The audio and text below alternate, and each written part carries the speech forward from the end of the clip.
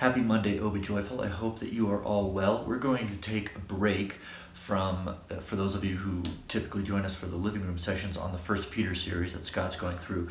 And I just want to extend invitation to all of you to join us this Friday at 7 p.m. for our Good Friday Tennebrae service.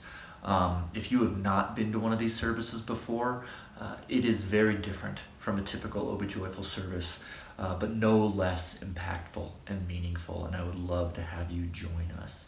I'm just going to read from one of the readings that we're going to have at this Friday's service.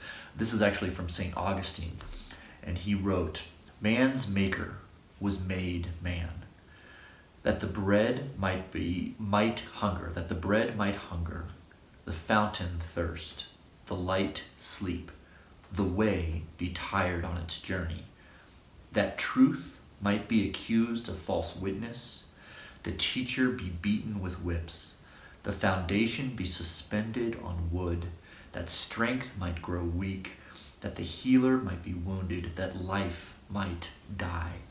And what Augustine is talking about there is something that Scott actually spoke about yesterday for our Palm Sunday service, which is this great, I won't say tension, but really contrast that Christ brought in coming to save the world.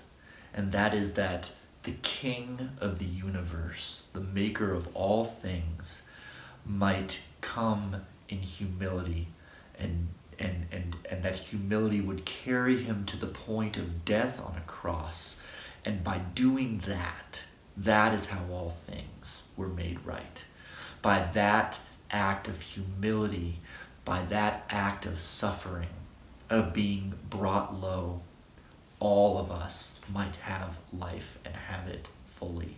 And so we are what is known in the church calendar. We are now in the middle of Holy Week. And that is a week of reflection and remembrance of the week that led up to Christ's death on a cross and subsequent resurrection. And it started yesterday with Palm Sunday, as Scott brought us a reflection on Christ's triumphal entry into Jerusalem and people laying down their cloaks and shouting Hosanna, thinking that Christ was going to bring something that they thought they needed. And he actually had very different intentions. And that is going to continue this Friday with our Good Friday service. And it is a dark time. It is a time to reflect upon Christ's great suffering and Christ's death. And I think that something that maybe we struggle with in the contemporary American evangelical church is the notion of lament, and is the notion of wrestling with and being prepared for our own deaths.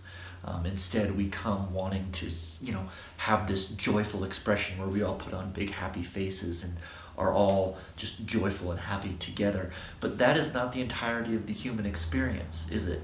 There is sorrow, there is death, there is lament, and there is sadness in our human life, and that is not something that Christ is not acquainted with. He is in fact more acquainted with it than we are ourselves. And so in reflecting upon Christ's death, and I know I've said this to you guys before, but worship is an act of preparing ourselves for our death. And I'm going to say that again because it's impactful. Worship is an act of preparing ourselves for our death. And so in reflecting upon Christ's death and how he chose to die for our sake, we can then be empowered in our own preparation for our own death. And so that is what this Friday is about. It is a reflection, a somber reflection upon Christ's death as a way that we might be prepared for our own death, whenever that may come.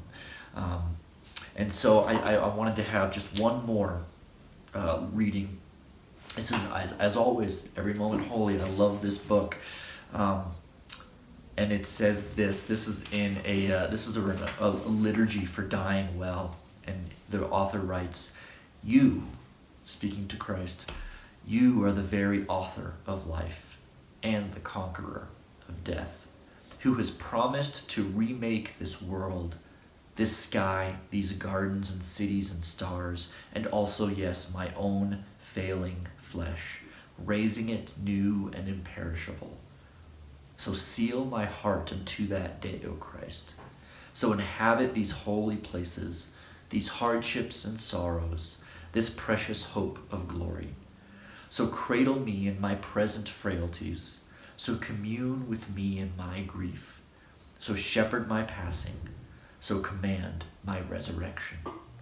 Would you join us this Friday for our Good Friday service? If you can't be there in person, we will be streaming it on Facebook and on our website. Hey, have a blessed day, and I'll see you later.